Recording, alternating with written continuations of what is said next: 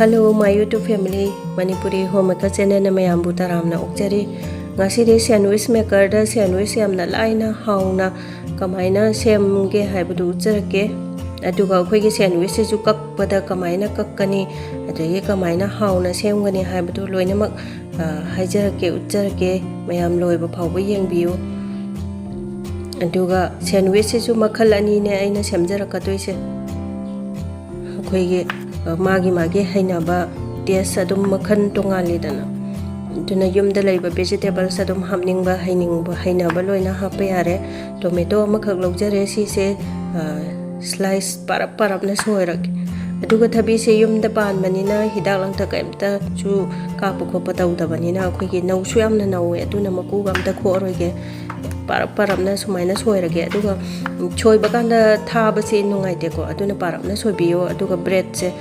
slice mari khak laujare mayonnaise spoon nama hapaga akhoi chang chap manana yam phajana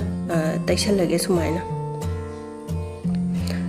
aduga thabi slice mu hapage dege khame achin basi su magi chan ga dab jaga je yenga phajana set tawraga hapani ko setting tawraga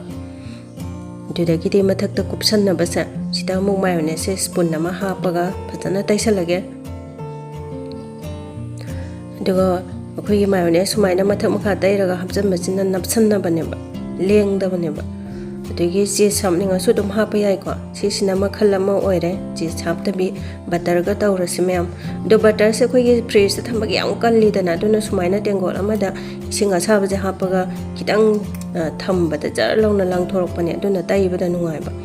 natragadi fridge tagi hek lautho aga taibase matum napsal laibane am nungai tabane aduna sigi tairiba portion magi sisina horen sandwich ki maker se sista thamdoine ba mathak makha se loina taidoine do akhoi maker sandwich maker se phengba chamba khopa yada banina sumaina nepkel samana phajana taithue dana tawramdai da adugi de horen su loiraga ingaw kan phajan taithok tradi yade den sumai phajan taithoga preheat tang tawge preheat tawbasi su yang koi gadaw nate akhoi second ani hu khadane yam thuna sai mas donga sai butter tai hibadu si na makha thangaga thammage duga mathak se mu butter khitang taisalage khoi ge mathak makha sumaina butter dai basina crispy oiraga mahau se am lehaleba taidraga di khoi ge kasallaga kanjalla leidoin adugi sandwich makhala masina gi ga cheese ka tawjarake gi se hainaraga di yam phai ko ma se good fat ni na khoi ge angang khangde ahan khangde hakjang de am phaba bone ba duna gi se sumaina phajana taisallaga thabi ge slice sumaina phajana channa ba hapage ko adugi tomato khara maga hapage do magi area magi jaga je phajana sumaina yam phajana hapiraba dugi sisna cheese slice ne aduna cheese slice se sumaina mathak sida amatang hapjalage de cheese saina bana cheese hape